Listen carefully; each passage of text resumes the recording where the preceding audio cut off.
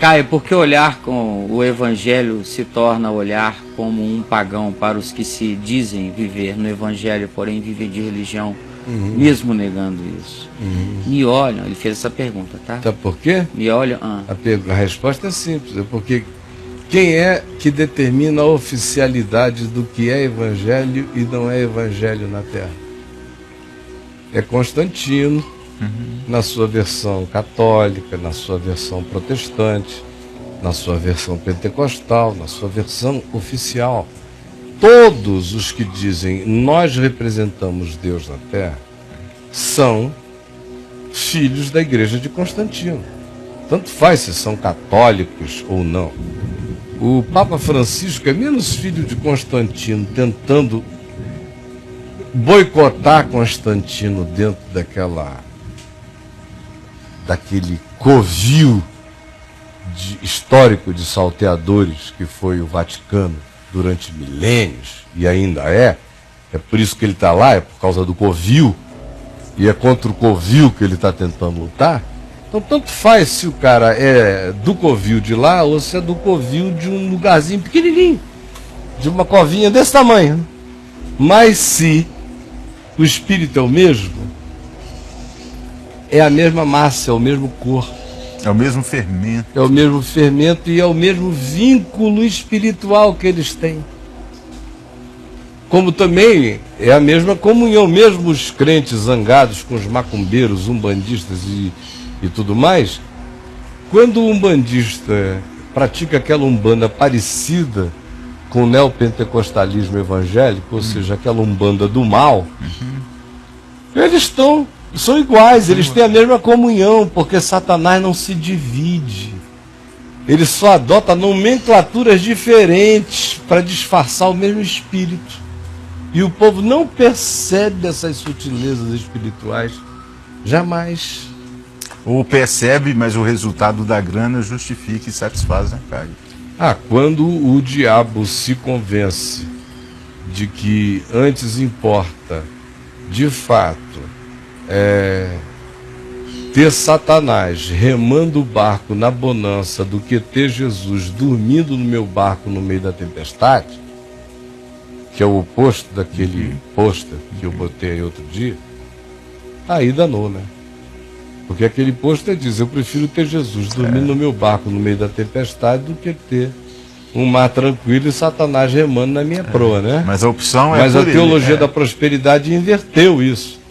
A teologia da prosperidade diz, eu prefiro o diabo remando na minha proa com tudo bem, grana à vontade e vento a favor, sem nenhum problema, assim seja a bênção do Senhor, do que essa presença de Jesus dormindo. Com o mar agitado, ele aparentemente dormindo no meu barco e anda entrando, não deu me livre, está amarrado.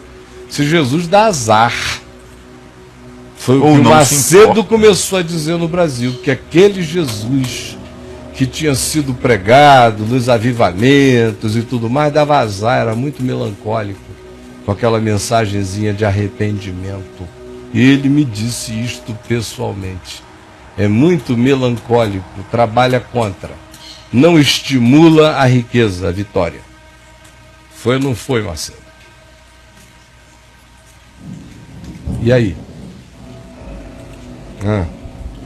Me olham como que teve tudo nas mãos para prosperar, segundo eles, mas virou as costas para Deus. Mas eu sei, Caio, que eu abri foi todo o meu ser para ele.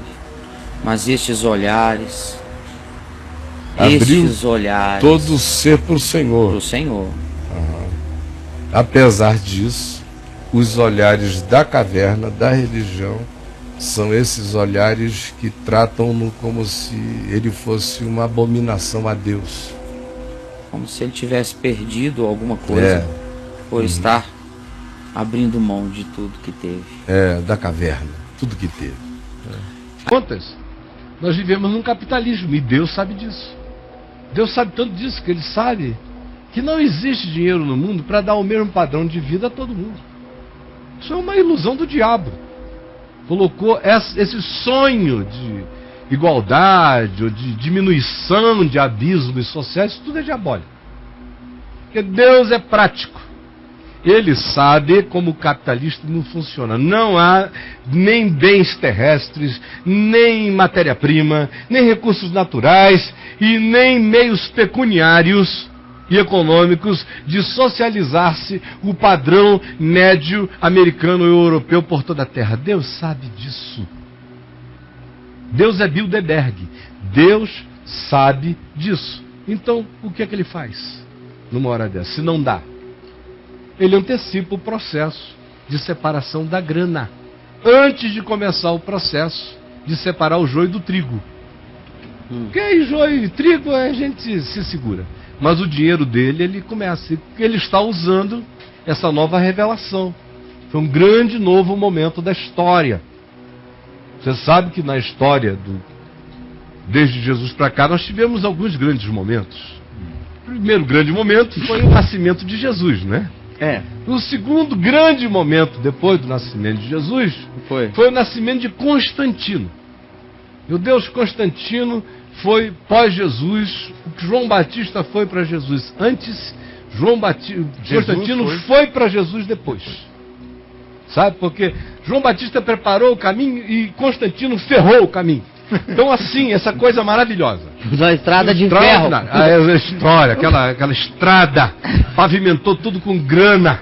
Foi ali que começou. A fonte de grana viva. Jorrando de Constantinopla. Rolando de lá e foi rolando pelo mundo inteiro. Fechando tudo. Aí surgiu Martinho Lutero. Um grande momento, assim, um momento divino. Aí ele disse, quero propor uma coisa. Tá tudo errado, vamos fazer uma dieta. Tem que emagrecer. Tem muito santo, tira tudo. Foi tirando, foi fazendo dieta. Ele deu a limpeza no pessoal, cara. Lipoaspiração. Isso, deu a limpeza no departamento com pessoal. Aquela cirurgia bariátrica. Sim. Protestante, com lipo e algumas plásticas. Abdominoplastia. Mas ficou tudo igual. Pastor ordenado não é padre, não confunda, pastor ordenado não é padre. Mas quem batiza é ele, quem dá ceia é ele, quem faz funeral é ele, tudo igual. Quem autoriza nascer e morrer é ele, quem faz entrar no reino de Deus é ele. Mas ele não é padre, ele é só um cara que estudou no seminário de Deus e aprendeu e recebeu a autorização legítima para praticar esses ritos, mas não é padre. Ele é protestante, é diferente, ele fez dieta. Se fosse padre, você ia ver que teria muito mais coisa. Na vestimenta dele, os aparatos dele, aquele monte de cruz, aquele monte de aguinha, aquele monte de não sei o que, fez dieta. Está simplificado. A importância extraordinária também de Lutero é que ele foi uma espécie de Pierre Ducan do cristianismo. Ele propôs uma dieta brava. Fizeram uma dieta. Aí de lá para cá a gente veio evoluindo, veio crescendo. Aí foi tirando. Aí chegou um tempo que o povo da dieta, o povo tinha feito muita dieta depois de Lutero. Carne, né? Muita carnalidade. Depois de Lutero, eles tinham antes comido muita carne. Depois de Lutero, eles ficaram assim só comendo vegetal quase. Eles ficaram puritanos, lembra daquele tempo? Que eles não queriam comer nenhuma carne. Porque o Lutero comia carne. O Lutero comia carne? Comia.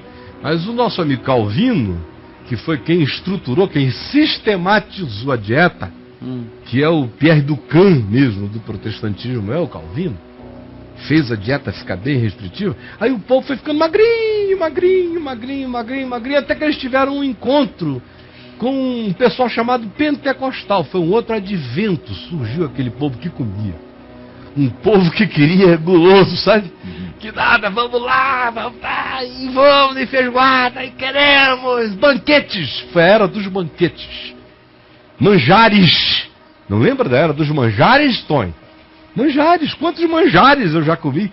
Toda vez que me chamavam para vir na presença de Deus, venha para o manjar, venha para o banquete. Olha, era proibido dançar naquele tempo, mas toda reunião com Deus era um banquete. Lembra? Então foi crescendo assim, até que chegamos nessa época maravilhosa, incomparável, em que o Senhor levantou Kenneth Reagan e todos os demais que vieram com ele.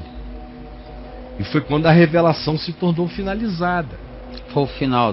Porque agora o que aconteceu? Deus encontrou o seu termo de equilíbrio. Na grana. Deus encontrou, ele entrou num processo de harmonia, sabe? Nem tanto a Jesus, nem tanto a Constantino, sabe?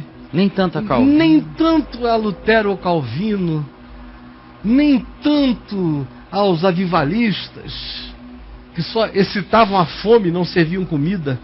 Ficava só o povo com fome, esperando o manjar que não chegava nunca. Nem tanto Kenneth Reagan, que criou também uma concentração totalmente absoluta no interesse do sucesso imediato, o que para mim é extremamente importante, porque ter filhos sem representatividade me ajuda muito pouco na Terra. Então é importante ter isso, mas não precisa exagerar tanto, porque eu ainda sou suficientemente Deus para fazer um favorzinho aqui, outro ali. Para gente pobre, que ali eu vou. Então eles ficam também não dando nenhuma liberdade para mim, às vezes, para eu como Deus poder dar uma esmola.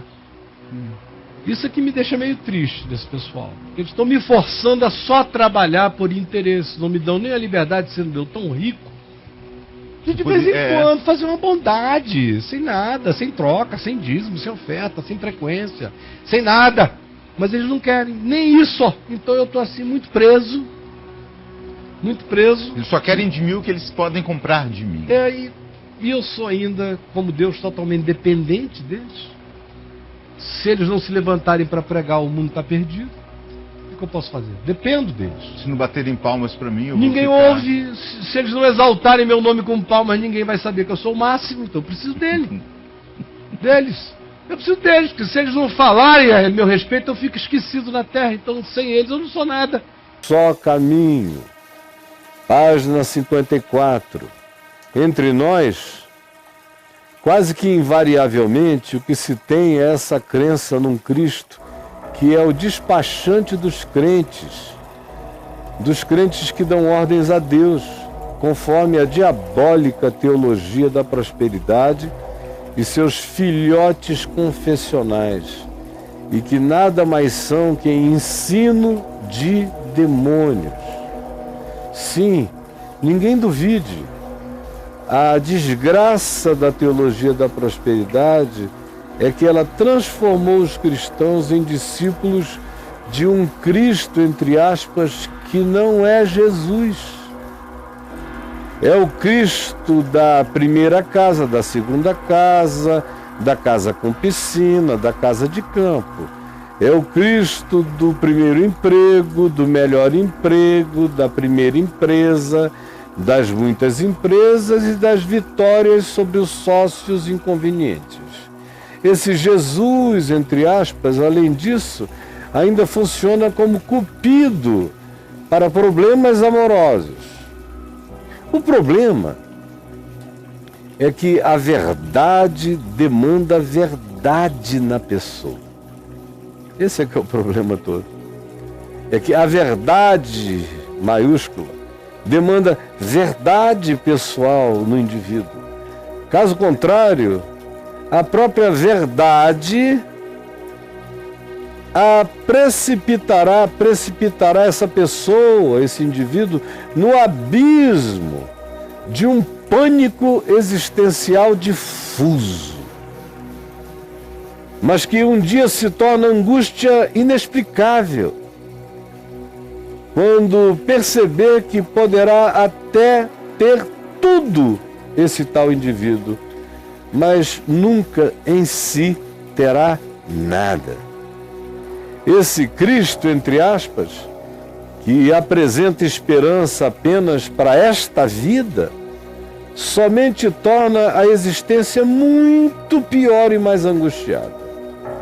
Como diz Pedro, melhor é viver sem consciência, como um pagão, do que, uma vez que se tenha recebido a palavra da verdade, o evangelho da nossa salvação, vimos a trocá-lo pela mentira do Deus do imediato. Esse Senhor e Salvador, entre aspas, serve apenas para as conquistas perversas e para os ganhos malandros e mágicos, conforme entre nós se vê sendo pregado. Esse Cristo, entre aspas, é o diabo. Creiam-me. Porque quando um filho morre, desse Cristo não se tem consolo. Quando o marido se vai, desse Cristo, não se tem carinho, só culpa. Quando um parente adoece e não é curado, desse Cristo, só se tem juízo contra aquele que pela fé não conseguiu a cura. E quando se peca feio, desse Cristo, não se tem perdão, mas apenas uma longa e infindável penitência. E tudo isso tendo em vista não perder as conquistas materiais e amorosas obtidas até então por esse Cristo que não é de Deus, é do diabo. Disse que se volta para o final da fila se não se obedecer às instruções desse Cristo diabo. Todos os líderes desse Cristo só são fortes e veementes quando a vida não demanda a paz que excede a todo entendimento. Do contrário, quando a vida demanda a paz que excede a todo entendimento, eles morrem de angústia, porque não têm Deus. Todos os líderes desse Cristo têm um medo desgraçado de morrer. Eles temem terrivelmente a morte, pois sabem que terão de prestar contas das suas perversões contra a verdade. Eles não têm a esperança da glória de Deus. São filhos, não são filhos da eternidade.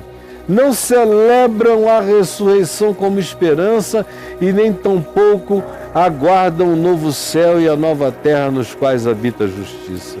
O céu deles é a prosperidade que se possa obter aqui e agora, neste mundo.